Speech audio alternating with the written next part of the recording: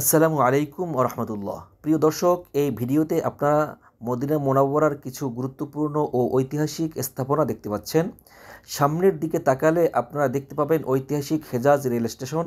এটি তুর্কি শাসনামলে তুর্কি শাসকরা নির্মাণ করেছিলেন। রাতের আকাশে তারার মাঝে সুন্দর এক ফালি চাঁদও এখান থেকে দেখা যাচ্ছে।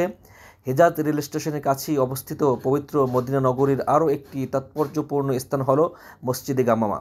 এটি এমন জায়গায় নির্মাণ করা হয়েছে যেখানে এক সময় নবীজি সাল্লাল্লাহু আলাইহি ওয়াসাল্লামের সময়কালে ঈদগাহ অর্থাৎ ঈদের নামাজ পড়ার স্থান ছিল। এই মসজিদের নাম রাখা হয়েছে আরবি শব্দ গামামা, যার অর্থ মেঘ।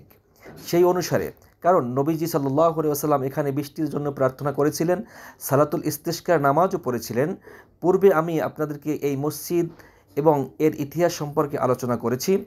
এই স্থান থেকে আপনারা সহজেই মসজিদ নববীর মিনার এবং পেছনে থাকা নবীজি সাল্লাল্লাহু আলাইহি ওয়াসাল্লামের রওজা মোবারকের উপর নির্মিত সবুজ গম্বুজও দেখতে পাচ্ছেন।